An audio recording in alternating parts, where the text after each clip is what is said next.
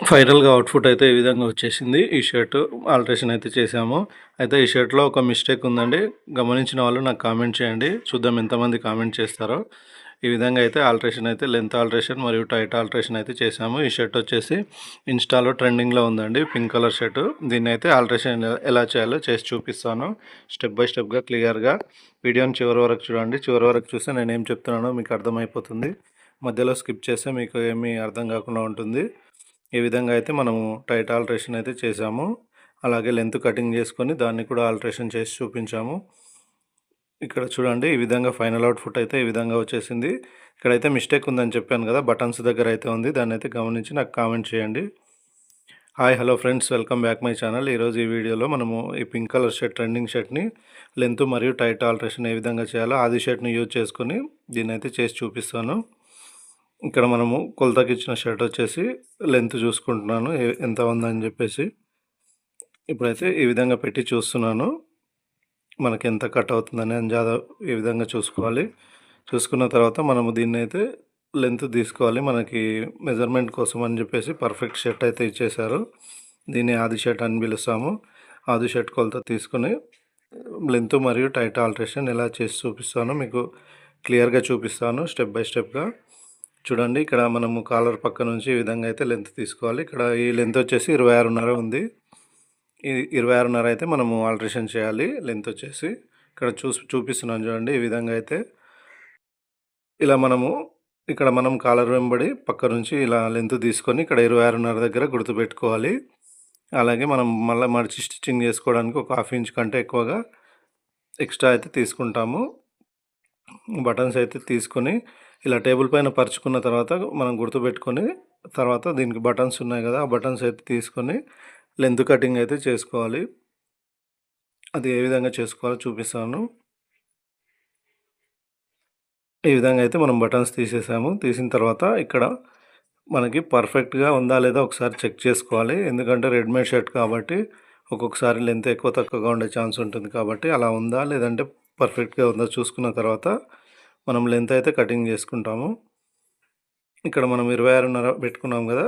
అలాగే ఎక్స్ట్రాగా మనము మడిచి స్టిచ్చింగ్ చేసుకోవడానికి దానికోసం కూడా మనం ఎక్స్ట్రా గుర్తు అయితే పెట్టుకున్నాము. మళ్ళీ ఒకసారి చూసుకుంటున్నాను లెంత్ వచ్చేసి ఈ విధంగా 26.5 దగ్గర మళ్ళీ గుర్తుపెడుతున్నాను. మీకు అర్థం కావడం కోసం చూపిస్తున్నాను ఈ విధంగా. ఇప్పుడు మనం కటింగ్ అయితే లెంత్ కటింగ్ అయితే స్టార్ట్ చేస్తాము. ఇక్కడే ఒక మిస్టేక్ ఉంది. మీరు గమనించినట్టయితే నాకు ఒకసారి కామెంట్ చేయండి. ఏం మిస్టేక్ ఉందని చెప్పేసి చిన్న హింట్ కూడా ఇచ్చాను మీకు. అది రెడీమేడ్ షర్ట్ స్టిచ్చింగ్ చేసిన వాళ్ళ దగ్గర నుంచి మిస్టేక్ జరిగింది. ఈ విధంగా అయితే లెంత్ కటింగ్ చేస్తున్నాను.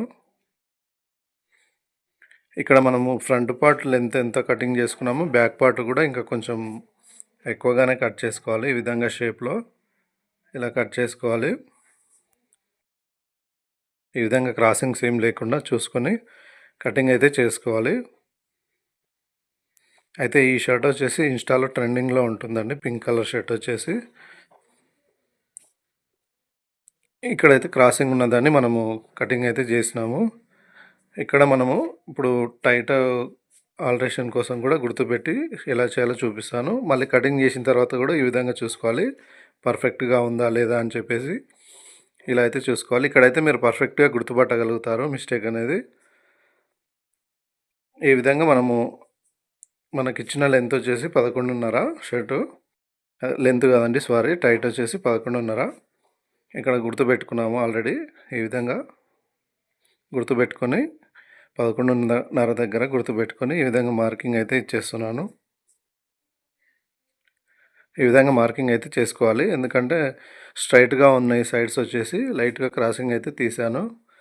ఇలా అయితే మార్కింగ్ చేసుకున్నాము. ఈ విధంగా ఎల్లో మార్కింగ్ కనిపిస్తుంది కదా మీకు, ఆ విధంగా అయితే 2 సైడ్స్ మార్కింగ్ చేసుకొని తర్వాత స్టిచ్చింగ్ అయితే స్టార్ట్ చేశాను చూడండి. లోపల సైడ్ నుంచి ఈ విధంగా ఫస్ట్ ఈ విధంగా కింది సైడ్ నుంచి అయితే స్టిచ్చింగ్ వేసుకుంటూ వెళ్ళాలి హ్యాండ్ సైడ్ వరకు. ఇక్కడ మనము ఫ్రంట్కి ఎంత మాయ తీసుకున్నామో హ్యాండ్ కూడా అంతే మాయతో వేసుకోవాలి. అలా వేసుకుంటేనే మనకి సంఖలో ఫోల్డ్స్ అనేటివి రాకుండా ఉంటాయి. ఇదైతే చాలామంది కామెంట్ చేశారు, ఇలా చేస్తే సంఖలో ఫోల్డ్స్ వస్తున్నాయని చెప్పేసి. దాని మిస్టేక్ వల్లనే ఆ విధంగా జరుగుతుంది. ఫ్రంట్ తక్కువగా తీసుకొని హ్యాండు హ్యాండు మనకి లూజు ఎక్కువగా తీసుకుంటే ఆ విధంగా అయితే జరుగుతుంది. చూడండి ఈ విధంగా అయితే వేశాను. ఇప్పుడు రెండో సైడ్ వచ్చేసి ఇప్పుడు హ్యాండ్ సైడ్ నుంచి వేసుకోవాలి చూడండి ఈ విధంగా. మనం ఫస్ట్ కింది సైడ్ నుంచి తీసుకున్నాం కదా పార్ట్ సైడ్ నుంచి, ఇప్పుడైతే హ్యాండ్ సైడ్ నుంచి అయితే టైట్ చేస్తున్నాను. మనం ఇంతకుముందు సైడ్ ఎంత మాయ తీసుకున్నామో ఇది కూడా సేమ్ అంతే మాయతోనైతే తీసుకోవాలి. అలా తీసుకుంటేనే మనకి పర్ఫెక్ట్గా వస్తుంది. లేదంటే ఒక హ్యాండ్ లూజు ఒక హ్యాండ్ టైట్ ఆ విధంగా వస్తుంది. అలా రాకుండా ఉండాలంటే పర్ఫెక్ట్గా తీసుకోవాలి. మాయ వచ్చేసి ఇక్కడ కూడా మనము మార్కింగ్ చేసుకున్నాం చూడండి ఫ్రంట్ పార్ట్కి. ఆ మార్కింగ్ వెంబడైతే ఈ విధంగా స్టిచ్చింగ్ వేసుకోవాలి. ఇలా స్టిచ్చింగ్ వేసుకున్న తర్వాత మీకు చూపిస్తాను ఏ విధంగా వచ్చిందని. ఇప్పుడైతే మనం సైడ్లో టైట్ చేసేసాము. దీన్ని ఉల్టాకు తీసుకున్న తర్వాత మనము యాపిల్ కట్ అయితే స్టిచ్చింగ్ చేస్తాము. ఈ క్లాత్ అయితే చాలా మందంగా ఉంది, అలాగే కుట్టడానికి కొంచెం ఇబ్బందిగానే ఉంది. దీన్ని అయితే ఈ విధంగా మడత పెట్టుకోవాలి. ఫస్ట్ ఒకసారి ఈ విధంగా మడత పెట్టుకొని స్టిచ్చింగ్ వేసుకోవాలి. ఇలా అయితే మడత పెట్టుకొని స్టిచ్చింగ్ అయితే వేస్తున్నాను. ఇక్కడ ఈ యాపిల్ కట్ స్టిచ్చింగ్ చేసేటప్పుడు మనం యాపిల్ కట్ని ఎంత సన్నగా మడిచి స్టిచ్చింగ్ వేసుకుంటే మనకు అంత పర్ఫెక్ట్ లుక్ అనేది వస్తుంది షర్ట్కి. కాకపోతే ఇక్కడ క్లాత్ అనేది మందంగా ఉంది కాబట్టి కొంచెం ఎక్కువగానే వస్తుంది. ఈ విధంగా నేనైతే సైడ్లో ఎక్స్ట్రా ఉన్న క్లాత్ని అయితే కటింగ్ చేయలేదు సైడ్లో టైట్ చేసినప్పుడు, ఎందుకంటే కొంచెమే ఉంది కాబట్టి, ఎక్కువగా ఏం లేదు కాబట్టి దాన్ని అయితే అలాగే వదిలేసాను. ఈ విధంగా అయితే మనము స్టిచ్చింగ్ అయితే వేసుకుంటూ వెళ్ళాలి. ఈ విధంగా మడత పెట్టుకొని యాపిల్ కట్ స్టిచ్చింగ్ అయితే చేస్తున్నాను. ఇలా ఫస్ట్ టైం అయితే మొత్తం కంప్లీట్గా స్టిచ్చింగ్ అయితే వేసుకోవాలి. తర్వాత వచ్చేసి రెండోసారి కూడా మనం మడత పెట్టుకొని స్టిచ్చింగ్ అయితే చేస్తాము. చూసారు కదా, ఒకసారి అయితే మడత పెట్టి స్టిచ్చింగ్ వేసాను. ఇప్పుడు రెండోసారి మడత పెడుతున్నాను. సేమ్ మనం కొత్త షర్ట్కి మనం యాపిల్ కట్ స్టిచ్చింగ్ ఏ విధంగా చేస్తామో అదేవిధంగా దీనికి కూడా వేసుకోవాలి.